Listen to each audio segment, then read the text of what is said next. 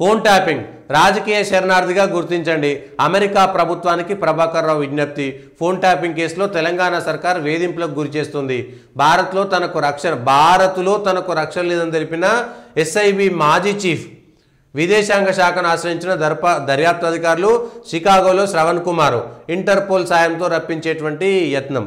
ఎంత దారుణం అంటే ఒక ఐపీఎస్ అధికారి స్పెషల్ ఇంటెలిజెన్స్ బ్యూరో అంటే ఇంటెలిజెన్స్ ఈ రాష్ట్రానికి సంబంధించినటువంటి గూఢాచార నిఘా వ్యవస్థకు మొత్తం ఆయన అధిపతిగా ఉన్నటువంటి వ్యక్తి, భారతదేశంలో అత్యంత ముఖ్యమైనటువంటి సివిల్ సర్వీసెస్ దాంట్లో ఐపీఎస్ అధికారిగా ఉన్నటువంటి వ్యక్తి మొత్తం జీవితకాలం సర్వీస్ అనుభవించి రిటైర్ అయిన తర్వాత కూడా మళ్ళా కొత్తగా తన జీవితం అనుభవించి భారతదేశంలో తనకు రక్షణ లేదనేటువంటి మాట మాట్లాడడం సిగ్గుచేటు.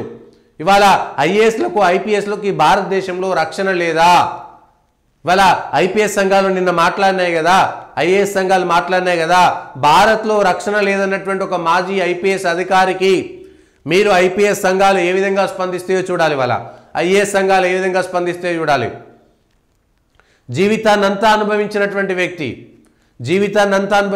వ్యక్తి, ప్రజల సొమ్ముతో తన జీతం తీసుకున్నటువంటి వ్యక్తి, ఈ రాష్ట్రంలో అత్యంత కీలకమైనటువంటి నిఘా గూఢాచార వ్యవస్థలన్నీ తన గుప్పిట్లో పెట్టుకున్నటువంటి వ్యక్తి ఇవాళ తనకు భారతదేశంలో రక్షణ లేదని మాట్లాడమా? ఇదేనా మీరు ఐపీఎస్లో నేర్చుకున్నటువంటిది?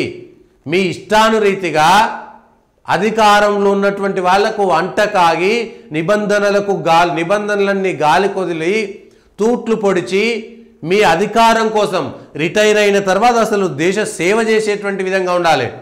అజిత్ దోవల్ చేస్తున్నాడు కదా, ఐపీఎస్ అధికారే కదా, సర్జికల్ స్ట్రైక్ లాంటివి చేసి వాళ్ళ దేశాన్ని కాపాడుతుంటే మీరు మీ నిఘాలో ప్రతిపక్ష నాయకుల యొక్క ఫోన్లను ట్యాపింగ్ చేసి వాళ్ళు ఎవరి దగ్గర పోతున్నారు, ఎక్కడ పైసలు వసూలు చేస్తున్నారు, ఆడోళ్ళతో మాట్లాడుతున్నారా, మొగోళ్ళతో మాట్లాడుతున్నారా, వాళ్ళ రాజకీయాలు ఏం చేస్తున్నారని సిగ్గు తప్పి నీతి మాలినటువంటి పనులు చేసినటువంటి మీరు ఇవాళ భారతదేశంలో రక్షణ లేదని మాట్లాడడం అంటే ఎంత నీచాతి నీచం.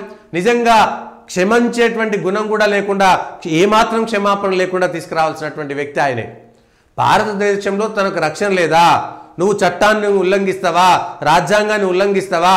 చట్టాన్ని న్యాయం గురించి ప్రజలందరికీ చెప్పాల్సినటువంటి ఐపీఎస్ అధికారి ఆ న్యాయాలకి ఆ చట్టాలకి తూట్లు పొడిచి నీ అధికారం కోసం నీ బాస్ల యొక్క రాజకీయ నాయకులు, నీ బాస్లు అంటే నువ్వు రిటైర్ అయిన తర్వాత నీ రాజకీయ నాయకుల బాస్లను సంతృప్తి పరచడం కోసం నువ్వు నిబంధనలను గాలి కొదిగి నీళ్ళ కొదిలి నువ్వు తూట్లు పొడిచి నీకు నీకు ఇష్టానుసారంగా సంపాదించి నీ వారసులకు సంపాదించి దోచిపెట్టి ఇవాళ ఆయన ఆస్తులపైన కూడా ఇవాళ చర్చ జరపాలి. ఎంత సిగ్గుచేటు. ఇవాళ భారతదేశంలో తనకు రక్షణ లేదని ఉన్నతాధికారి ఐపీఎస్ ఒక సివిల్ సర్వెంట్ ఇవాళ భారతదేశంలో రక్షణ లేదని అమెరికాలో పోయి మాట్లాడినంతే ఏమాత్రం క్షమించొద్దు ఆయనని. ఫోన్ ట్యాపింగ్ కేసు తర్వాత భారతదేశాన్ని అమెరికాలో అవమానించినటువంటి ఒక సివిల్ సర్వెంట్ ఉన్నతాధికారిగా ఉన్నటువంటి వ్యక్తి ఇవాళ నీకేం తక్కువ చేసింది భారతదేశం? నిన్ను పోయి దొంగతనంగా అవతల వాళ్ళ ఫోన్లు వినమని నీకు చట్టం చెప్పిందా? రాజ్యాంగం చెప్పిందా? నీ నిబంధనలు చెప్పినాయా? ఇదేనా నీకు సంబంధించినటువంటి ఐపీఎస్ సర్వీస్ ట్రాక్ రికార్డు మొత్తం నీకు ఇదేనా? నువ్వు ఇవాళ ఐపీఎస్ అయిన తర్వాత ఎస్ఐబి చీఫ్గా వచ్చిన తర్వాత నువ్వు మాట్లాడినటువంటి మాటలు చూస్తుంటే నీ సర్వీసు స్టార్టింగ్ నుంచి కూడా గులాంగిరి చేస్తూ అధికారంలో ఉన్నటువంటి వాళ్ళకి తొత్తులుగా మారి ప్రజలను హింసించావనేటువంటి మాట చెప్పొచ్చు కదా. ఇది ఇవాళ తోటి ఐపీఎస్ అధికారులపైన కూడా ఈ ప్రభావం పడుతుంది, ఐఏఎస్ అధికారులపైన కూడా ప్రభావం పడుతుంది, సివిల్ సర్వీస్లో ఉన్నటువంటి అన్ని సర్వీస్ అధికారులపైన కూడా ఈ ప్రభావం పడుతుంది. ఒకరో ఇద్దరో చేసినటువంటి తప్పులు అందరూ మోయాల్సినటువంటి పరిస్థితి. ఎంత సిగ్గుమాలినటువంటి చర్య ఇది. ఎట్లాంటి మాట ఇవాళ మాట్లాడిరు? భారతదేశంలో తనకు రక్షణ లేదని మాట్లాడమా? నువ్వు ఏ తప్పు చేయలేకపోతే నువ్వు అమెరికాకి ఎందుకు పారిపోయినావు? నీతో పాటు శ్రవణ్ కుమార్ అనేటైనా అమెరికా ఎందుకు పారిపోయిండు? ప్రూవ్ చేసుకోవాల్సింది. చట్టాన్ని కాపాడడానికి ఉన్నటువంటి వ్యక్తివి చట్టాన్ని నీ చేతిలోకి తీసుకొని దాన్ని చుట్టంగా మార్చుకొని నువ్వు చుట్టాలకు అనుకూలంగా చేసినటువంటి వ్యక్తివి నువ్వు. ఇవాళ భారతదేశాన్ని అమెరికాలో కూర్చొని అవమానిస్తున్నావా? భారత ప్రభుత్వం కానీ రాష్ట్ర ప్రభుత్వం కానీ ఎక్కడ కూడా ఇది వీళ్ళకి సంబంధించి ఆ కక్ష సాధింపుగా తీసుకోవాల్సినటువంటి అవసరం లేదు. అది వేరే అంశం. ఫోన్ ట్యాపింగ్ అంశం పక్కన పెడితే ఎస్, ఒక ఐపీఎస్ అధికారి విదేశాలకు పారిపోయి తనకు అనుకూలంగా తనకు నచ్చినటువంటి విధంగా రాజ్యాంగాన్ని ఉల్లంఘించినటువంటి వ్యక్తి దేశాన్ని అవమానించినందుకు ఫస్ట్ ఆయనను గుంజుకురావాలి, ఈడ్చుకురావాలి భారతదేశంలోకి. ఆయనకు క్యాన్సర్ ఉంది, 4వ స్టేజ్లో ఉన్నాడా 3వ స్టేజ్లో ఉన్నాడా మనకు అనవసరం. తనకు ఇబ్బంది ఉంటే ఉండవచ్చు, ఆరోగ్యం బాగలేకపోవచ్చు. అయితే అమెరికాకు ఎవరు పారిపోమన్నాడు? నీకు క్యాన్సర్ ఉన్నప్పుడే ఇవాళ నువ్వు ఎస్ఐబి చీఫ్గా ఉన్నావు కదా, ఇక్కడ నీకు ఆ ప్రాబ్లం ఉన్నప్పుడే నువ్వు ఎస్ఐబి చీఫ్గా ఉన్నావు కదా, ఇవాళ చట్టాన్ని నీ చేతిలోకి తీసుకున్నావు కదా. భారతదేశంలో ఉండి అన్నీ అనుభవించి అంతా చేసి నిఘా వ్యవస్థలో నువ్వు ఈ రకంగా ఎన్ని దేశద్రోహ కేసులు చేసి ఉంటావు, ఎన్ని దేశద్రోహానికి సంబంధించి. ఎందుకంటే నిఘా వ్యవస్థలో భారతదేశంలో ఉన్నటువంటి తీవ్రవాదులకు సంబంధించి ఉగ్రవాదులకు సంబంధించినటువంటి నిఘా వ్యవస్థ కూడా ఆయన చేతిలో ఉండింది. ఈ లెక్కన ఎంతమంది ఉగ్రవాదులు వదిలేసి ఉంటాడు.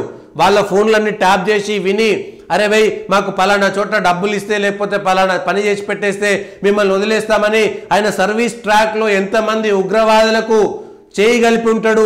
అది వాళ్ళ భయంకరమైనటువంటి విషయం.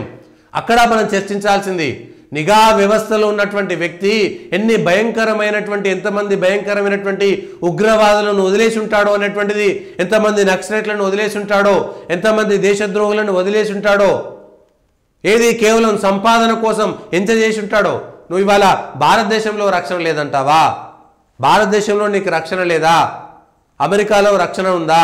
అమెరికాకు పోయి భారతదేశం విలువ తీస్తావా? మరి ఆ రక్షణ లేదనేటువంటి విషయం నీ మీద కేసు అయ్యేదాకా నీకు తెలియదా? అంతకుముందు భారతదేశంలో రక్షణ ఉందా?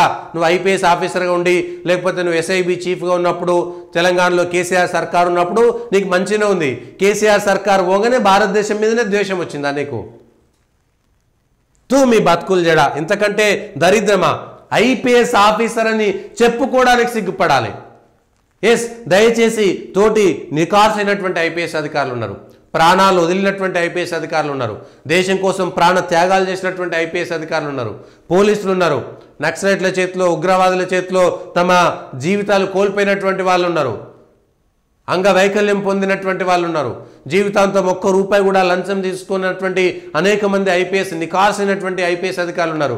పేద ప్రజలకి నోరు లేనటువంటి పేద ప్రజలకి సేవ చేసినటువంటి అనేక మంది పోలీస్ ఆఫీసర్లు ఉన్నారు. ఇవాళ వాళ్ళ విలువ మీ వల్ల పోయింది, మీ వల్ల వాళ్ళ విలువంతా పోయింది. వాళ్ళంతా మంచి వాళ్ళందరినీ కూడా మిమ్మల్ని ఒకే ఘాటున కట్టాల్సినటువంటి పరిస్థితి వచ్చేసింది. ఇంతకంటే దారుణమైనటువంటి విషయం ఇంకొకటి లేదు. ఇవాళ టీఆర్ఎస్ సర్కార్ కూడా స్పందించాలి. వాళ్ళ ఎందుకు పారిపోయిండు? ఇవాళ తెలంగాణ సర్కారు వేధిస్తున్నదా లేదా? నిజంగా వేధించేది ఉంటే ఎంతమంది నువ్వు నిజంగా నీకు తప్పులు చేయకపోతే 10 రోజులు కాకపోతే 20 రోజుల్లో నీకు బెయిల్ వస్తుంది, పక్కకు వచ్చేస్తావు. మిగిలినటువంటి వాళ్ళు చెప్పట్లేదా? నిజాలు చెప్తలేరా? అన్నీ బయటపడుతున్నది కదా. బండారం బయటపడితే నువ్వు చేసిందంతా కూడా తప్పని తెలుస్తుంటే నీ వల్ల ఎంతమంది వాళ్ళ పోలీసులు ఇబ్బంది పడుతున్నారు. నీ వల్ల నిన్ను నమ్మి నువ్వు ఒక ఐపీఎస్ ఆఫీసర్ అని, ఎస్ఐబి చీఫ్ అని నువ్వు మంచి చేస్తావనుకొని ఇవాళ తిరుపతనో భుజంగరావో లేకపోతే ఇంకో రాధాకిషన్ రావో ఇంకెవరో నిన్ను నమ్మే కదా వచ్చింది. వాళ్ళు నిన్ను నమ్ముకున్నారా? నిన్ను వాళ్ళు నమ్ముకున్నారా? మీరంతా గుడు పుటానికి కారణం కావడానికి ఎవరు? ఎస్ఐలు సిఐలు వాళ్ళ జీవితాలు వాళ్ళ కుటుంబాలు వాళ్ళ ఎందుకు పక్కకు పోయినాయి? మిమ్మల్ని నమ్ముకున్నారు కదా. అరే పోలీసు పై అధికారి చెప్పింది కాబట్టి మేము చేసినామని చెప్పాల్సినటువంటి పరిస్థితి, వాళ్ళ తప్ప ఉప్ప తెలియనటువంటి పరిస్థితి, హైరార్కీలో పైన ఉన్నటువంటి అధికారి చెప్తే ఒబే చేయాల్సినటువంటి పరిస్థితి. వాళ్ళ కుటుంబాలు కూడా ఇవాళ చిన్న భిన్నం కావడానికి మీరు కాదా కారణం? మీరు కాదా? మీరు తప్పు చేస్తున్నట్టు మీకు అనిపించలేదా? ప్రతిపక్ష నాయకుల ఫోన్లు రికార్డ్ చేయడం అనేటువంటిది మీకు రక్షణ లేనటువంటిదా? ఇంతకంటే దారుణం ఒక్కటైనా ఒక్క మాటన్నా ఏదైనా మాట్లాడిరా? దేశాన్ని అవమానిస్తున్నటువంటి పరిస్థితులను చూస్తుంటే ఖచ్చితంగా వాళ్ళని తీసుకొచ్చి శిక్ష వేయాల్సిందే, ఖచ్చితంగా తీసుకొచ్చి శిక్ష వేయాల్సిందే.